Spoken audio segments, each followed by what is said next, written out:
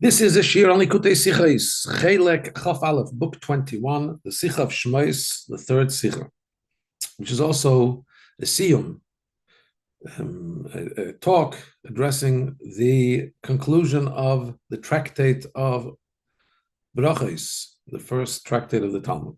As we'll see that later on, it goes to explain the way the final topic that's discussed in the tractate of Brachos.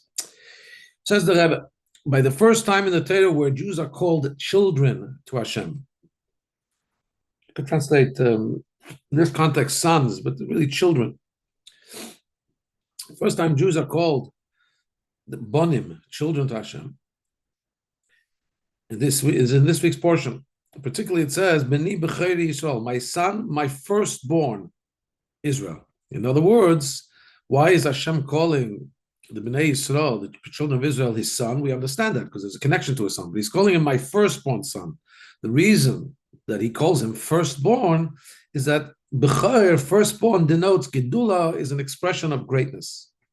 There's an assumption in the Torah that firsts have the most power. They're the ones that are the initial product, the initial energy. That's why we find firstborn, we find first fruits, and the first animals. These things are considered important to be given to Hashem because they're the most powerful. This is just incidental. I'm just saying this on my own. I think we see it also, for example, in Rosh Hashanah, the first day of the year. It's not just the first day, but it contains more energy than the other days. So when Hashem calls Bnei Yisrael, B'ni b'cheri, my firstborn son, it's in order to speak about Bnei Yisrael in a position of greatness. They're my great children. However, we find that the exact opposite. In many statements of our sages, the virtue of the Jewish people is referred to as them being small children. So there's a pasuk in Hosea, the verse in Hosea says, Nar Yisrael, that the Jewish people, the children of Israel are like a young lad, and therefore because of their youthfulness, the Oy Haveyu, says the prophet Hosea, Hashem says, I love him. In other words, it's the smallness, it's the youthfulness, it's the lack of greatness, so to speak, that engenders and endears the Jewish people to Hashem. And there's the Medrash brings the following language when it gives a parable to this. It's a parable to a king that had many children, and he loves the youngest one, the smallest one, more than all. I don't think we need to go too far then from the way we perceive life. There's something special about the youngest child. There's something special about little children, about little babies. So we have to understand, if it is the case, and it's not if, but the case, the fact of the matter is that the love to a small child, to a young child, to a youngest child, is more than the love to all the other children.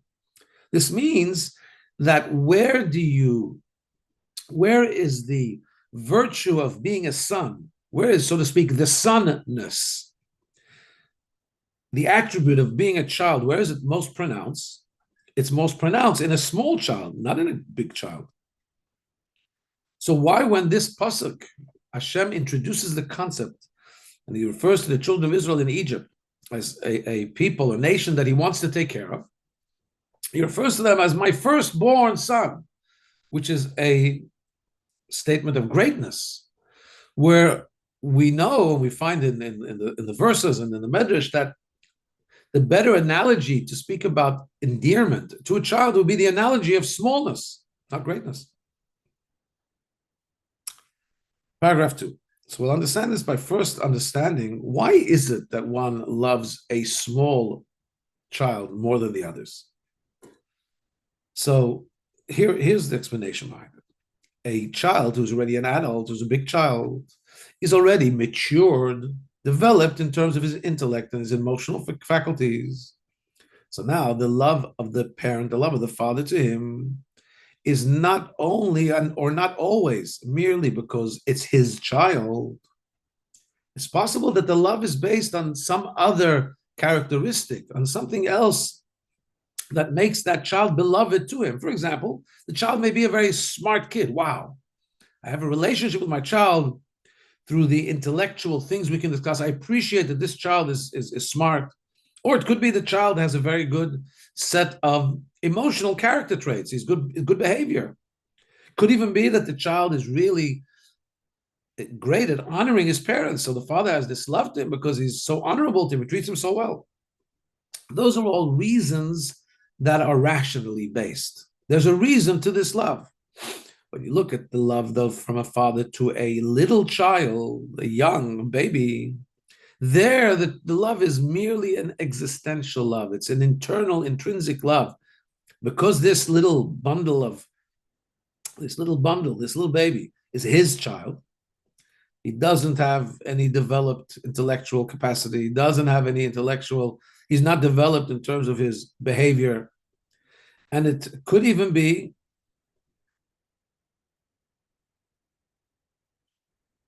that even the fact that the child intrinsically does obey the father, but the child is not obeying the father because he understands why. The child is obeying the father when he's a little, very young kid, just because he also feels this intrinsic bond and connection with his father. So similarly, the love of the father to the child cannot be based neither on the intellectual acumen of the child, neither on the development of his emotive faculties, nor on the basis of the fact that he's obedient to his father, because the obedience of the father isn't something the child even chooses when he's very little. So the love of the father to the child in this stage of infancy is simply an intrinsic love that a father has to a child who comes forth from him. When the child, however, matures and becomes older, even though the child is still an intrinsic extension of his father, however, since there's also reason to love, so that will conceal on the intrinsic existential love that is there on the deeper layer. When we talk, however, about a little child, there is no love based on anything, based on the relationship itself in terms of give and take, intellectually, emotionally.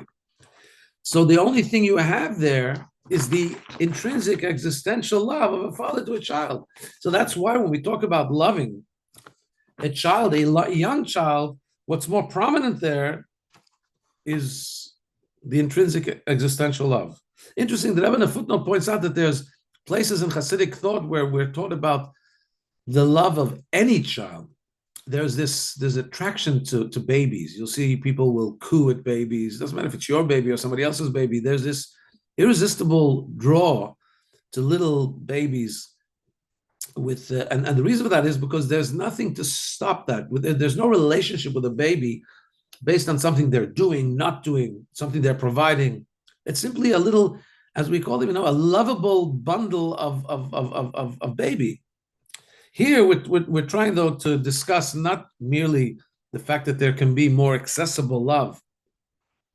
The love to a baby is more overall available and practiced. Here we're talking particularly to children. That when one's child is still a baby and an infant, there's a love that cannot be defined by anything rational. When the child becomes older, that irrational love doesn't go away, but it's covered over. Because now you interact with the child based on his acumen, based on his give and take, based on his the way he treats you, and so on. So now there's a developing love based on mature adults relating with each other, which covers over the irrational love, which is still there.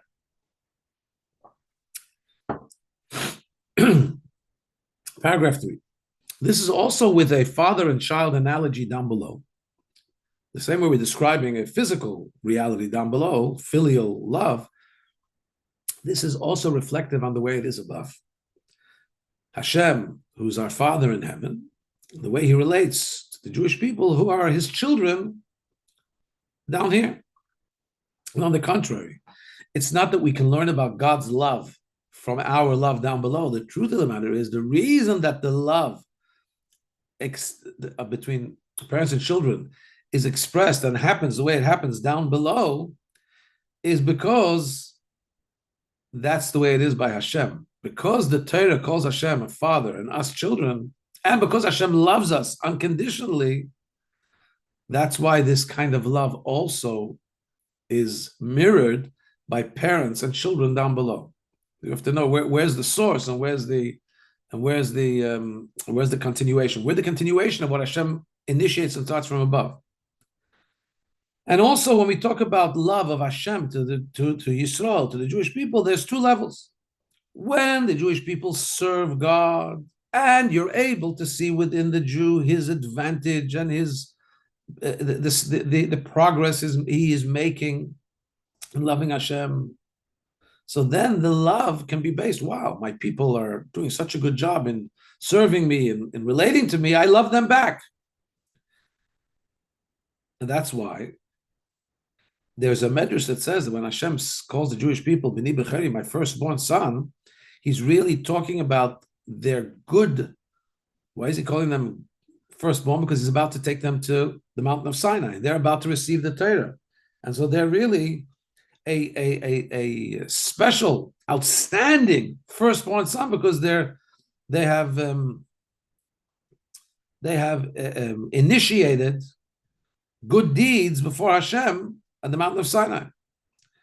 In other words, Hashem is calling them his firstborn son because they are acting firstborn. They're acting in a responsible way of taking on the responsibilities of Sinai, responsibilities of the Torah, committing to Hashem. But that's the way the Medrash learns it. The way that Rebbe is explaining it here is the Jewish people are being called the firstborn son, irregardless and irrespective of Sinai. This is before Sinai. Hashem is just calling, in any state possible, the Jewish people are called my firstborn son. Because there's, besides the relationship that's based on what we do, there's also an intrinsic existential love that Hashem has to the Jews. Because they are a portion of Hashem from above. And basically, if you're a portion of the essence, you really are a part of the essence. When you grab onto a piece of the essence, you're really grabbing onto it all because you can never really separate the piece from the whole. So the Jewish people here are part of Hashem down below. And therefore, because they're an extension of Hashem, the love that Hashem has to them is just like a love to a father, just because he's the extension, the son is the extension of him, not hinged or not dependent on anything that the child can do. Similarly, the love of Hashem to the Jewish people is not dependent on anything they'll do. Like it says in the Medrash, the same way that a child, when he's very small, if he does something negative to his father, the father removes any father overlooks it because of his childishness, because of his smallness. Similarly, because B'nai Yisrael, the Jewish people, are called children of Hashem, even when they do sins unintentionally, not defiantly, when they do unintentional sins, Hashem considers it like they're a small child and overlooks it. And just to give you an example, have you ever seen that the child is disrespectful to his mother and she doesn't, and that's it? And they put him on, they don't feed him supper? Or father is somebody disrespectful to his father and he doesn't let him into the house. I mean, maybe when they're adult and there's a negotiation, maybe, but not a little child. Actually, today we would arrest him for child abuse. Yeah, okay, your little child did something that is disrespectful to you, perhaps, but that you understand is a little child. You're going to overlook it. Similarly, that's the way Hashem overlooks things that we do. And this existential, intrinsic love, just because we're extension of Hashem, is most pronounced when the Jewish people are in a state of being like a baby. You see, when one feels that one has made progress and strides and achievements in terms of his relationship to Hashem, what would that mean? It means, for example, he understands the presence of Hashem, and therefore he has a love for Hashem and a fear for Hashem. And he has developed these feelings in a tangible way. He's a mature Jewish thinker, and he's developed mature feelings of love and fear of Hashem. Then what is felt in that relationship is the, so to speak, mature adult interaction with Hashem. But there's something that gets overshadowed when you have that adult relationship with Hashem. What is that? Because when you feel like a child, so even though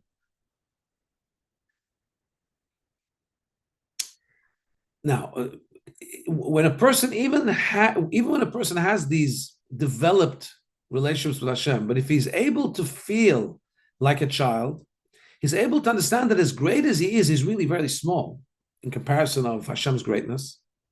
And he feels even like a little baby that has no revealed or open or apparent virtues or advantages. He feels that Hashem just tolerates him and loves him just because he is, just because he's an extension of him, not because of his mature, developed relationship with him.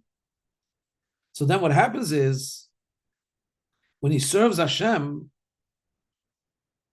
not because it's delightful to him, because he understands it fulfills his need. He serves Hashem because of obedience. Just like a little child. Why does a little child fulfill the instruction of his parents?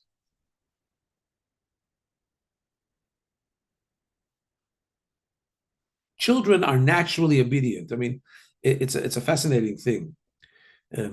But for the most part, until they learn to deviate, until they learn, and very often maybe the society learns it, but until that stage, children are literally pretty obedient. Go to sleep, come here, eat this, eat that. Yeah, they act up here and there, but generally speaking, homes, little children are not little chaotic, I'll use the word monsters, or chaotic rebels. Takes them a little while to figure that out. The teens and the teen years, that's a lot of rebelliousness goes on, but generally speaking, kids fall into line and follow the instructions that their parents set forth for them. It's because the relationship then is just an intrinsic connection of parent and child, and it's not the love of the parent and the child is not based on what the child does. It's just because it's his child. The love of the child to the parent is also just because it's his parent, and therefore the relationship doesn't need an explanation. You don't need to explain to the child at every stage why you want him to do what you're asking him to do. I know today, in the 2025, it's pretty popular to tell a 2-year-old, look, I want you to go and have a bath now, even though you're going through the stage where you don't like baths, because if you get dirty, there'll be germs. You can do that, if you want, but there's no reason. Just tell child, look, in our house, we have a bath every night. That's important. And yeah, you don't like water now, you do like water. There's a rawness and an authenticity in the relationship that is not built on reasoning, is not built on virtue, simply built on the relationship of a child to a parent. And there's this give and take, there's love, there's obedience, and that's the relationship when you serve. Now let's move it back to serving Hashem. When an adult person, a fully developed person, puts his own feelings or understanding to the side and says, I'm before Hashem just like a little kid, just like a little baby. And of course, what Hashem does, I'll do. I don't need to understand. There's a certain rawness in that love to Hashem, which makes you serve Hashem with just pure obedience, which in itself arouses, if you're acting like a child to Hashem, that arouses the passionate love of Hashem back to the Jew who's, with all his greatness, relating to Hashem with the rawness and simplicity and genuineness of a child, and then Hashem loves him as a child. Okay, so we can understand. What we've said now is basically it's the relationship, the childish relationship is very powerful because it's not based on anything. It's just based on the fact that we're two parts. That the child is an extension of his parents, and we, the Jewish people, are extension of Hashem. That's why He loves us. No strings attached. And even if we're developed and mature, we're adults in our Judaism and our relationship with Hashem, we can still superimpose a certain childishness, and just talk about the raw relationship with Hashem, the obedience we have to Hashem, and the kind of love that engenders back. Paragraph 4 says that we want to understand this deeper though. According to what we've explained,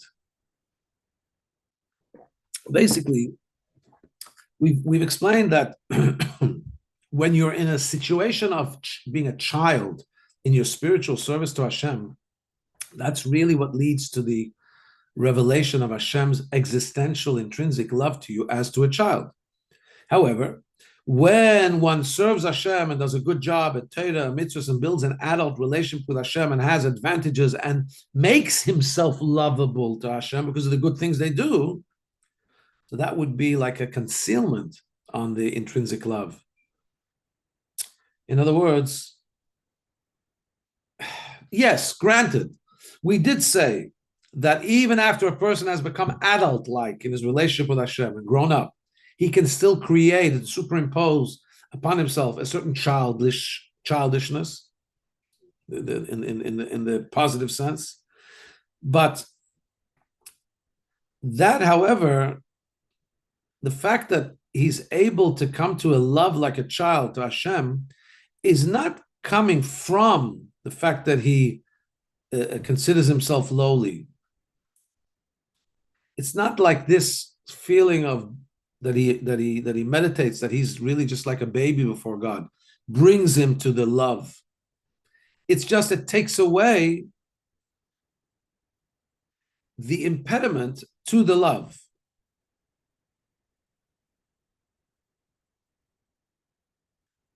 So what would seem to be is that there's a love that we're born with, just like a love to a child, just like a child's love to his parents. Then there's an adult stage where now the relationship is based on stuff, based on interaction. In our relationship with Hashem, when we get to that stage, we can still kind of damper and remove the obstruction of the maturity. And what then becomes apparent is that we still also have that intrinsic childish love that is exposed now. But okay, so we can survive. We understand how this can survive. This innate love to Hashem can survive even after reaching adulthood. We can kind of peel it away and put ourselves into a frame of mind where we know we're just like the child and we still have this raw love. However, it would almost seem like it's a manufacturer's flaw, because Hashem does plant into children the growth from childness, from being a child to being an adult. And one of the basic characteristics of growing to adulthood is not to be feeling lowly and small.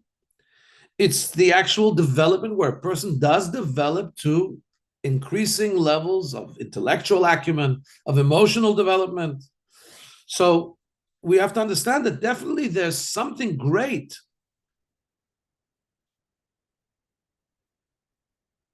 now. It's obvious that the purpose is not that we should lose the innate love. On the other hand, Hashem has created embedded within creation, that we always develop past the innate love like a child. So it must be that the developed love, the mature love, is not there to take away, to diminish, or to move away totally the childlike love, but it's coming to expand on it. It's coming to enhance it. And here's what we have to understand: how does that work? In other words, there's a tension here. There's a love. Let's move it back into the analogy of parents and children. There's this love that we have for babies and babies have for us. And then your child grows up and now you start to relate to them. Wow, you're such a smart kid. You bring good grades. Wow, you're so helpful to your mommy, to your daddy. You're such an obedient child. Now we don't relate to them just as my little huggable bundle of love. We relate to them, in interaction, adults, when they get even older. And Hashem implants that. Now, yes, we could kind of meditate and bring ourselves back to understand that there's an existential love between us. We're extension of our parents, and our children are extension of us. But says the Rebbe, the fact that it's implanted and embedded in the way the world works, it would be proper to say that actually the virtues of the love of a childish way, especially in serving Hashem, that is not lost.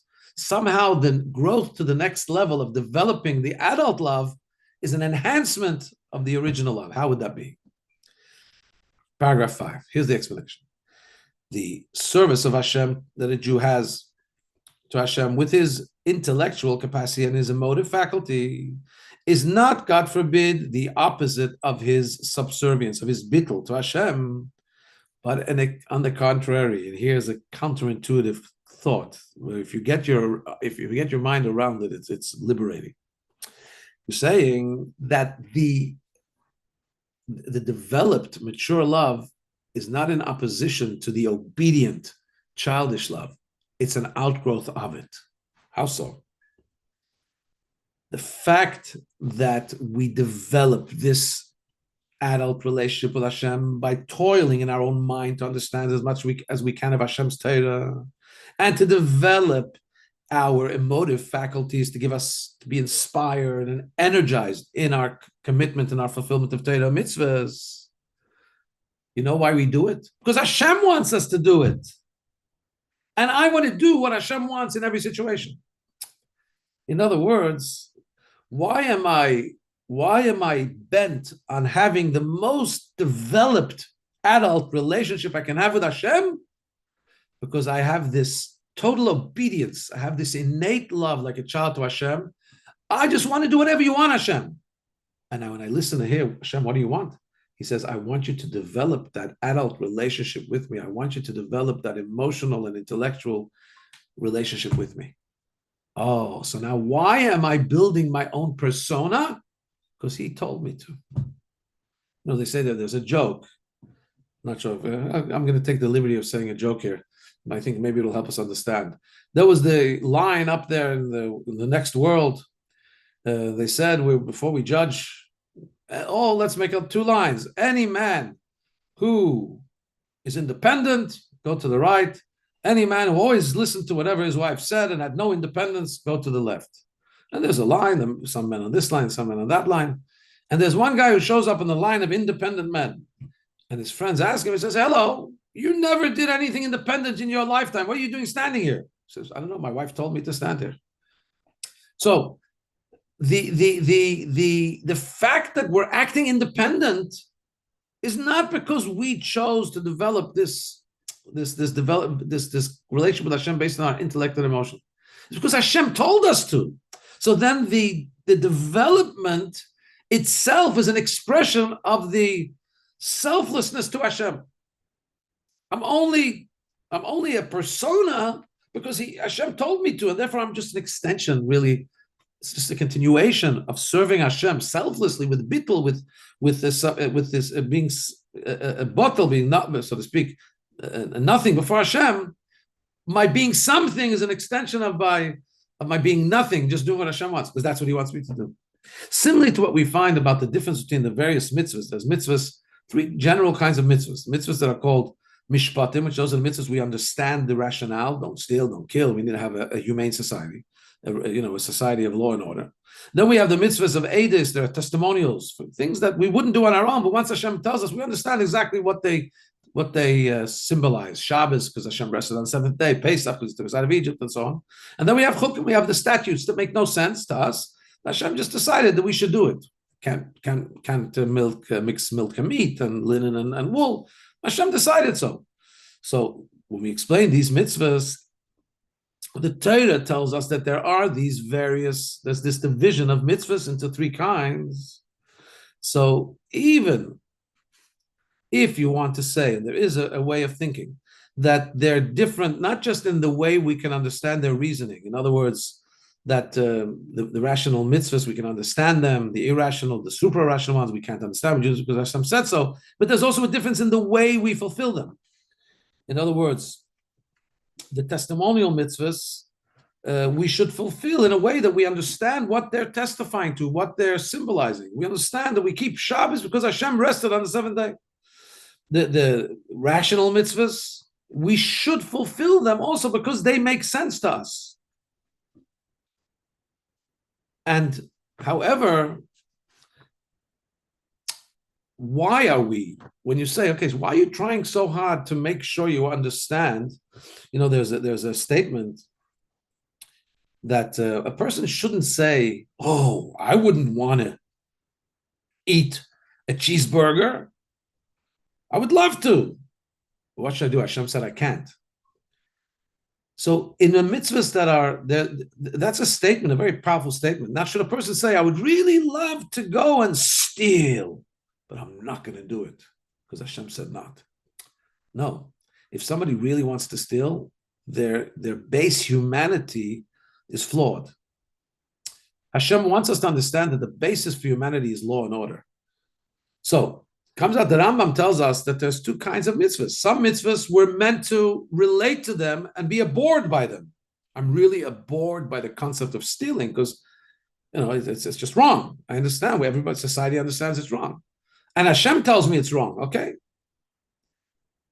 I don't want to wear linen and wool. Really, I couldn't care less if I wore linen and wool together. But Hashem said I shouldn't. I don't have to develop an abhorrence. I'm allergic to wool and linen. No, you're not. Hashem said you can't do it. So the reason we connect intellectually and emotionally to the mitzvah of not stealing, and we don't connect intellectually and emotionally to, let's say, a mitzvah of not mixing wool and linen in a garment, Hashem wants us to have that difference in the relationship. But one second, even when we say I'm abhorred, I'm turned off totally by the concept of killing and stealing and violating relationships and marriage, God forbid, Hashem wants us to be totally against it, even naturally. And He wants that. But you know why we do that? Because He said He wants us to do that. In other words, even when we're doing mitzvahs that we have a relationship with based on intellect and based on our own human understanding, we go down that route because Hashem wants us to go down that route. On the other hand, if Hashem told us to chop wood, we chop wood, and we do it with great joy also. We're doing everything because Hashem said so. But even in the different kinds of mitzvahs, some mitzvahs Hashem wants us to build a relationship with those mitzvahs based on our human understanding as well. What does that mean? That our relationship, our total obedience to Hashem doesn't become any the weaker because we build up another irrational connection to Hashem. Now, on the contrary, when a person now harnesses his intellect and his emotions to serve Hashem, because that's what Hashem has instructed him to do, what he then portrays is that his obedience to Hashem has grown to the extent that it's not just something that stands, so to speak, like outside of him. And even though I may want to do X, Y, Z, but I'm subservient to Hashem, so therefore I'm going to do what Hashem wants. No, the subservience to Hashem has become so much part of me that even my thinking and my emotion is also harnessed to one place only. I'm a sole agent only for Hashem, and that's where my mind is, that's where my emotions are, and I develop those emotions, I develop those intellect, because Hashem has become, is the source and the soul, my soul boss, my soul anchor, and everything is expressed in that through as an expression of my relationship to Hashem. So now, not just does my development as an adult Jew, in terms of relationship with Hashem, with intellect and emotion, not conceal the love, the innate love, which is pure Kabbalat Ol, obedience to Hashem, but on the contrary, when a person is able, based on the obedience to Hashem, take that all the way through his human persona, in intellect and in emotions, then that's truly an expression of his subservience to Hashem in the highest degree.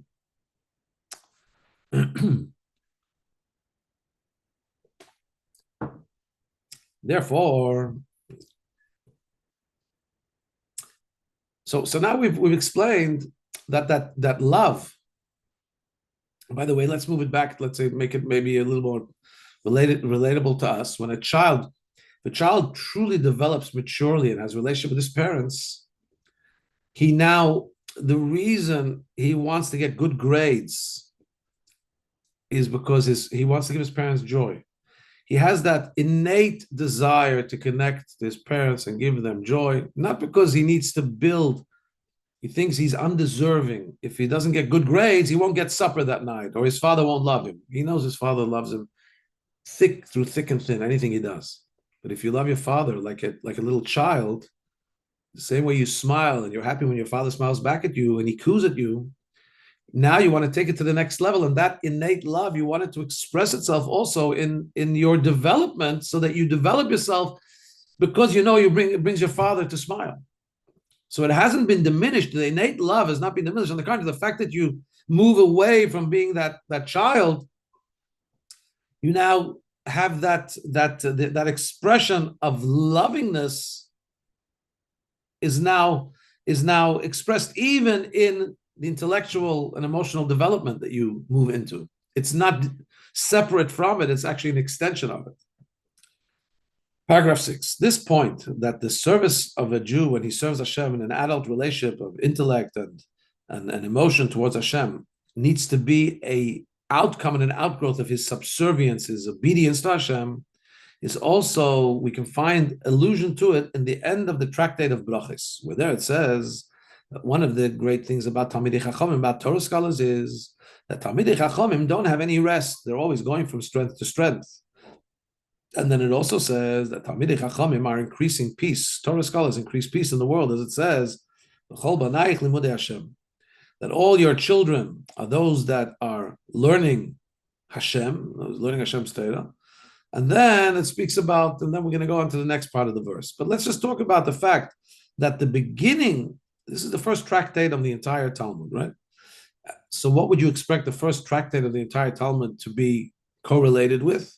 The first stage of serving Hashem. What's the first stage of serving Hashem? Obedience. It doesn't start with understanding, please, like some parents make that mistake. I think that in the opening stages of raising a child, you don't start with giving reasons. You don't tell your 1-year-old, please, bubale, drink your bottle because you need the strength, and you're gonna give you this. Hello, bubale, drink your bottle, with a smile, with a caress, with a love. But the bubale knows he has to drink his bottle. Doesn't need any explanations. You start without explanations. The basis of a relationship is the obedience. Our relationship with Hashem has to start basically, He's Hashem, we're us, we're His. We have to do whatever He says. As it says in, so some early commentators, Rishonim, point out the beginning of the Shas, of the Talmud, is exactly with the basis of accepting the yoke of Hashem. Because what's the beginning of the first tractate of the Talmud? It speaks about Shema, saying the Shema. What is saying the Shema? Hear, O Israel, Hashem is our God, Hashem is one. It speaks about the oneness of Hashem, to accept the obedience and the yoke of Hashem. And the next chapter is all about the mitzvahs. If you accept Hashem's oneness and sovereignty, and now you're obligated and you have the responsibility to do what Hashem wants, which is the mitzvahs. Okay, so that's the beginning of the first tractate. It speaks about Shema, speaks about accepting Hashem's yoke. But the end of the first tractate, which we just now quoted, speaks about, not about obedience, it seems to speak about the virtues, the great virtue of being a Torah scholar.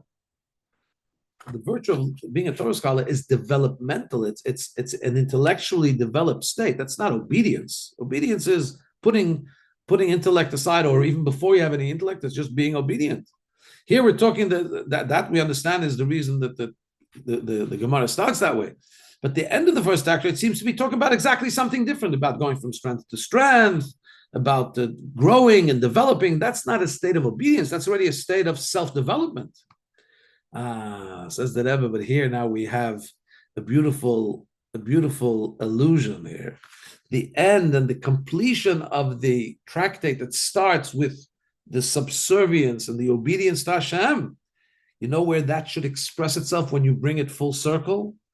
That a person develops because Hashem wants him to. If you're listening to what Hashem wants and you're subservient to Hashem, you do what Hashem wants, which is to develop your intellectual relationship with Hashem by studying Hashem's Torah and becoming a Torah scholar that keeps on rising from level to level to level.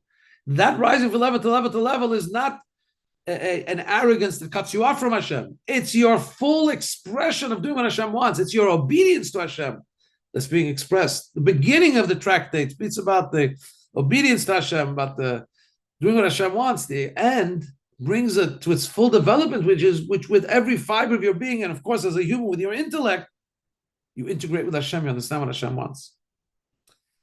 Paragraph 7. This joining together, this fusion between obedience to what Hashem wants, and that's expressed by the fact that Hashem says, I love you like a little child, and the development of a love which is based also on adult relationship, intellect and emotion, is also hinted at in the next statement in that final closing topic of the Talmud. What is the next statement? Not just that the Talmidei Chachamim have no rest and they always have to grow, but it also says, "V'chol banayich limudei Hashem," all your children are those that study Hashem, v'lav shalom banayich, and they bring an increase of love. Those children of yours, and the Talmud says, those that bring an increase of love, don't say they are your children, say they are your builders. In other words, the pasuk is saying here two things. All your children are those that learn you Hashem. That means they're like children. If you learn Hashem's Torah, that means that Hashem's children learn Hashem's Torah. And then it says, and your children are great builders. There, the Gemara says, doesn't mean your children, it means your builders. That same word, banayich, if you call it bonayich, it moves from being children to builders. In other words, it's trying to say that those that your children all study you, Hashem, they study your Torah, and they build your world. They increase peace in the world. They're building your world. The world is built with peace. They're building your world.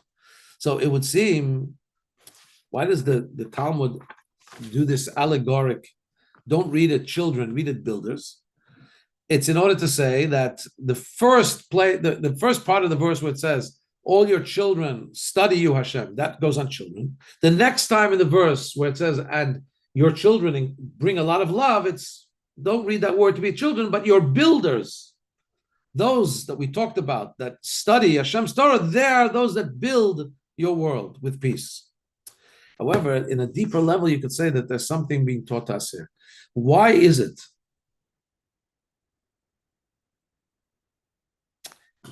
that the Torah learning adds peace in the world? Because your people, because the people of Israel, those that learn your Torah, Hashem, are like your children. The fact that they're like your children, that's why their study of Torah adds peace to the world. In other words, says the Rebbe, when we talk about serving Hashem, the fact that the Talmidei Chachamim are considered builders of the world, in other words, that they increase peace in the world, you know when that is? That's when they learn Torah as a child. In other words, when they have this attribute of a child, when they have their relationship with Hashem based on their childish love, which then leads them to learn Torah, because the obedience to Hashem leads them to fully develop their relationship to Hashem to the furthest expanse that the mind can take, to study the most deepest Torah that you can do, not because they're gaining self-development, but because they're extending their subservience to Hashem, their obedience to Hashem by harnessing their minds to be receptacles to Hashem's greatest teachings. That's when they become, if they're acting like children, if it's predicated on the love like a child, like obedience, then their full development is one where they're adding peace. They're not being egoistic. You know, it could be that when somebody learns a lot of Torah, he can become egoistic and arrogant, and he's wreaking havoc in the world, not bringing peace. But when he starts off and it's predicated on his love like a child, his obedience to Hashem, and that's what leads him to the fully developmental stage of a relationship with Hashem in an intellectual way, then he's adding peace. So the two parts of the verse are hinged on each other. What's the connection? Well, I mean, if you looked at that verse without the whole lengthy explanation we just gave before, but what's the connection between being in a childish relationship with Hashem of obedience? How does that relate to becoming a scholar? Well, we said that the fact that those that study Torah become connected to Hashem is not just because they connect their intellect to Hashem, it's because they start off with the relationship of a child, because they are the intrinsic extension of Hashem. They're one thing with Hashem deeply, existentially, and intrinsically. So that therefore leads to the fact that everything that they do and anything they understand and their full intellectual development is also an expression of them desiring to do obediently what Hashem wants.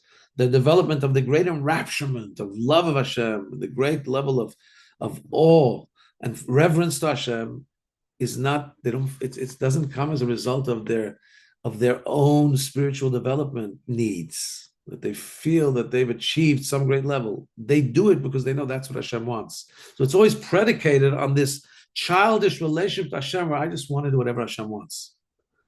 But you can't stay there because I just want to stay in kindergarten. Yeah, it's nice when your parents love you when you're in kindergarten. But if somebody wants to stay in kindergarten, he's really going to be, God forbid, not, if you really love your parents, you want to make it all the way through school. You want to give them, you want to show them how you're using your capacity to the best. Not because you want to be separate from them, but because you want to really honor them. You want to really express their love to them. That's the way it is with Hashem. So even when we get to the highest levels of adult relationship with Hashem, intellect, emotional, everything, it's because of our innate childish love of Hashem. And Hashem loves us and we love Him just without any reasons. And that leads us to harness every fiber, every part, anything that we have to serve Hashem. It says the Rabbi here in paragraph 8, we could say that we see a very wondrous thing here. Just like we've been given to understand the existential virtue of the Jewish nation, every Jew as a child of Hashem, how did we explain this intrinsic love of Hashem to us? By explaining the love of a father to a child, the physical love. Why have we explained this? Because really, this kind of intrinsic love a father has to parents have to children, really the origin is the love that our Father in heaven has to us. So similarly, when we talk about this verse that we just reinterpreted, the verse says, B'chol banaich limudei Hashem,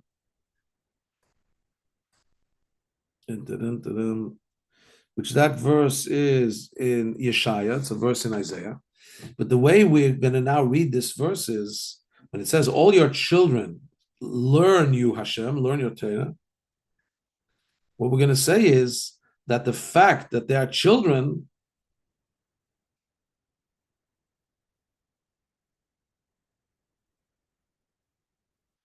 in other words, the fact that they are children, and they have this, the fact that Hashem and the Jew have this relationship like a child with an intrinsic love, that's what leads to them developing the great relationship of the mind and heart with Hashem. This also now translates back to the love of a child to a parent. That by a child, the child doesn't stay only in that obedient, intrinsic, childish love state. On the contrary, when the child, 1 second, turn the page in the right place. What we see is, so here that I was pointing out, we see some wondrous things that have been implanted in children down below. In other words, we said the verse says, all your children learn you, Hashem. We said that the fact that they have a childish relationship with Hashem leads them to want to fully develop their adult relationship with Hashem. Because of their obedience, they're motivated to have a more deeper relationship with Hashem, not to the chagrin of their obedient side, on the contrary, to the developing, to the delight of their obedient side. Now I'm going to use everything I have to relate to Hashem. What do we see with children? We see this expresses itself also down below with children. We see that children, from the fact that they're childish, they don't stay in one place intellectually. They keep asking why. They're very inquisitive. And when they get an answer, they ask again and again. In other words, their being a child leads to them studying and learning. And more than that, what did we say about Talmidei Chacham? We said that scholars, because of their obedience to Hashem, the childishness leads them to always want to advance more and more. A tzaddik doesn't have any rest. He goes from strength to strength. You know what you see by a child? This attribute of not resting, of always wanting to go from strength to strength. You see this by a child more than by anybody else, more than by an adult. The child's constantly growing. He never stays in one place. He keeps on moving. Like Talmud Chacham, the scholar is never supposed to stay in one space, but advancing, keeps moving. He's not happy to be unengaged. He wants to always do something and be active. And the truth is that the children have these attributes of inquisitiveness and growing and not never staying on one place more than adults. Right? And by children, it's a natural state of being, which is not by adults. We need to motivate them. They have to, do exercise and get motivated and speak to coaches and then and not to stay on one place, to keep on moving, keep on developing. The children, they're naturally that. They're asking, they're moving, they're not happy, they're always. Watch a child you see is always moving, going, looking, tasting, feeling, developing, asking why, and so on. Says the Rebbe, you know what the real reason for that is? Is the real reason for that? Where does that come in? Is because the verse already says in Yeshaya says that all the children of Hashem study Hashem. In other words, the childishness leads them to study, to move, to develop spiritually. And because that's the way it is with Hashem's with the relationship of the neshama to Hashem spiritually, that's why it's also implanted physically in children.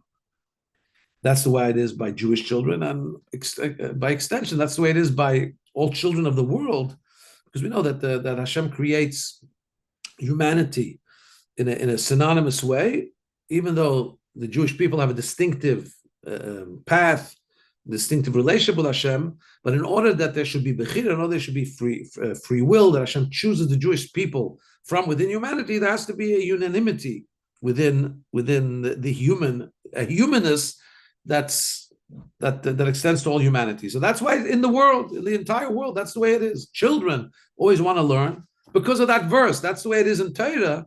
That's the way it is in the world. Paragraph 9, according to all this, we'll also understand what the Pasuk says, my son, my firstborn Yisrael, even though, as we said before, the greatness, why is Hashem depicting his relationship with Bnei Yisrael like a firstborn great son? Really, we find other verses where the depiction of Hashem's love is to Bnei Yisrael as a small child.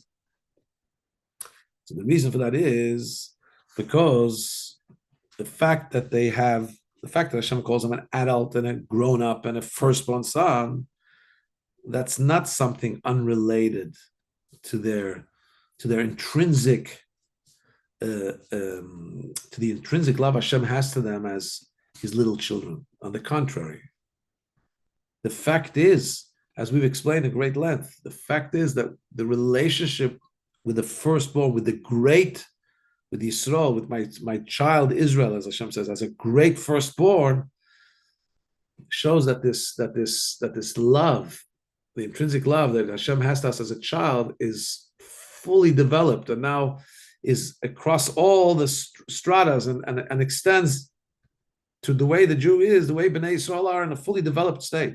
It doesn't take away from the initial love of the country. It's just that love in full glory. When you want to talk about so here's like this. So why does sometimes Hashem refer to us as little child? We want to talk just about the love. We want to just express and highlight the love, the rawness and authenticity and of love. Talk about a little child, because then there's nothing else there that you can get sidetracked by. And that's why we find in this world that there's a love to a little child, and a little child that has no apparent virtues. There's no adult kind of a relationship. There's just this love the parents have to a child. It's just when you want to talk about the love, about the raw and essential love, you talk about the love to a child. When you talk about an adult kid, so with the adult kid, you already have to be more discerning. You have to already say it's really built. What's the basis of the love? What's the basis of the adult relationship is really still the intrinsic love, but it can cover it over. And as we know, in our existence in this world, sometimes it can create a dysfunction, and there can be, because the adult relationship has gone awry, it can sometimes cover over and derail even the existential love, at least, in a revealed state. When you talk about an adult relationship of a father and a child, so then you can still have that existential love. It's still there, but you have to work on portraying it and seeing it and looking a little deeper, like we've done in great length just now.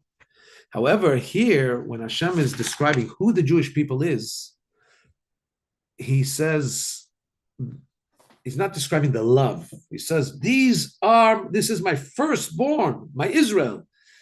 He's trying to explain their essence, their greatness, the extent of who they are. So he's talking about the love in its fully developed state, where it starts, where it's not just an expression of raw love, and there's no adult relationship, so to speak. There's there's also a relationship. That love and relationship goes to full glory, and that's why he calls him here, my firstborn son, Yisrael. Yeah, so that's the sikha for today. Thank you very much.